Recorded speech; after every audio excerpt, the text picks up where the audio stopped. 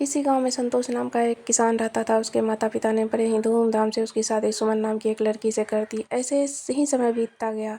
कुछ दिनों के बाद चेकअप करवाने पर पता चला कि सुमन गर्भवती है। यह बात सुनकर पूरा परिवार खुशी से झूम उठा और सुमन की अच्छे से खातिरदारी और देखभाल में लग गया। गर्भ का पूरा समय हो जाने के पश्चात सुमन ने एक सुंदर से कन्या को जन्म देती है। कन्या के पैदा होने पर उसके परिवार में खुशी से ज़्यादा दुख का अनुभव करते हैं। लेकिन धीरे धीरे समय बीतता गया। कुछ सालों में सुमन ने 2 कन्याओं को जन्म दिया। 2 बेटियां हो जाने के कारण अब सब लोग सुमन को भला बुरा परेशान करने लगे। बोलते हैं कि हम 2 कन्याओं का बोझ कैसे उठाएंगे। सुमन तू कलंकिनी है, हमारे परिवार को चिराग भी नहीं दे सकती। ऐसा बोलने पर सुमन बेचारी एक ही बात बोलती, यह सब मेरे हाथ की बात नहीं है, ये तो भगवान ही करते हैं। ये बात सुनकर उसके घरवाले उसको बात बात पर प्रताड़ित करते। संतोष भी हमेशा अपने घरवालों का ही पक्ष लेता। सुमन सबकी बातें चुपचाप सुनती और कभी भी अपने घरवालों को कुछ नहीं बोलती। कुछ समय बीत जाने पर सुमन एक बार फिर से गर्भवती होती है, लेकिन इस बार भी सुमन एक सुंदर कन्या को जन्म देती है। फिर से लड़की हो जाने पर संतोष और उसके घरवाले बहुत परेशान हो जाते हैं। अपने घरवाले के कहने पर संतोष उस लड़की को उठाकर कब्रिस्तान में छोड़ आता है।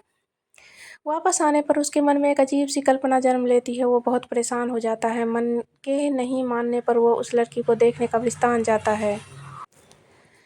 वो देखता है कि लड़की जोर जोर से रो रही है, भूख के मारे बिलख रही है। अपनी बच्ची को रोते हुए देख उसका मन पिघल जाता है और वह उस बच्ची को उठाकर घर ले आता है। उस लड़की को वापस ले आने पर संतोष के घर वाले उसको बहुत बुरा भला कहते हैं, लेकिन संतोष चुपचाप रहकर सब सुन लेता है। अब एक दिन संतोष की माँ और उसकी बड़ी बेटियां कहीं दूसरे गांव जा रहे होते हैं, लेकिन रास्ते में मोटर का एक्सीडेंट हो जाता है, जिसमें संतोष की माँ और उसकी दोनों बेटियों की मृत्यु हो जाती है।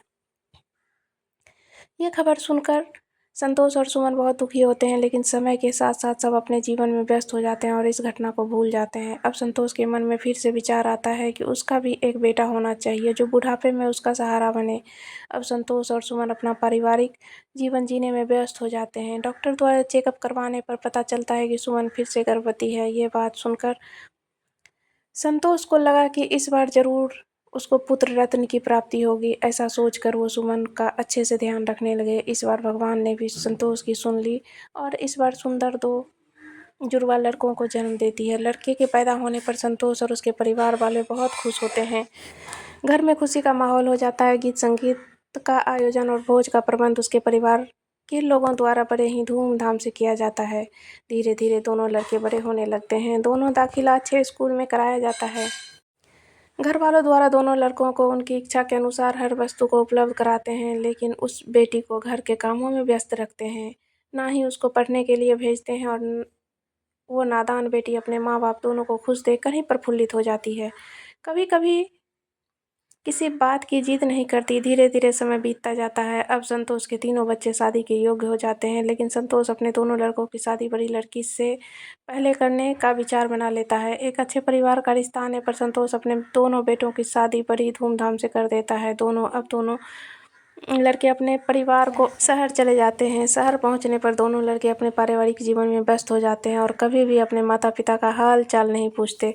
अपने बेटे के ऐसा किए जाने पर दोनों बहुत दुखी रहने लगते हैं। अब संतोष अपने उस लड़की की शादी करने के लिए बोलता है जिसको वो कब्रिस्तान में छोड़ कर आया था, लेकिन वो लड़की शादी करने से मना कर देती है। संतोष और सुमन दोनों उस लड़की से पूछते हैं कि बेटी तुम अपनी शादी क्यों नहीं करवाना चाहती। तो उसने कहा, मैं आप लोगों को अकेला नहीं छोड़ सकती हूँ, आप ही मेरे लिए मेरे भगवान हो, मैं हमेशा आपकी सेवा करना चाहती हूँ, मैं शादी नहीं कराऊंगी।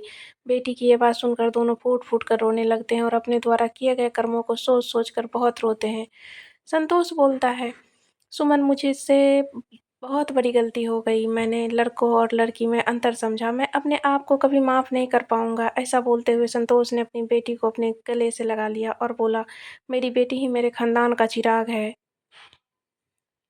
अब संतोष ने एक अच्छे से लड़के की तलाश शुरू कर दी। किसी रिश्तेदार ने बताया कि एक लड़का है जिसको माँ बाप नहीं है, लेकिन वो बहुत संस्कारी और व्यवहारिक है। संतोष ने उस लड़के को अपना दामाद बना लिया और उस लड़के से कहा कि बेटा, आज से हम तुम्हारे माता पिता हैं। अब उसकी बेटी दामाद सब खुशी से रहने लगे, लेकिन संतोष आज भी सबको एक ही बात बोलता है, मेरी बेटी ही मेरे घर का चिराग है।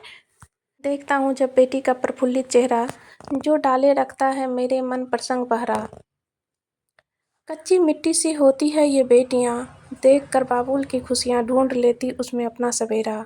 कैसे कहूँ कैसी होती है ये बेटियाँ।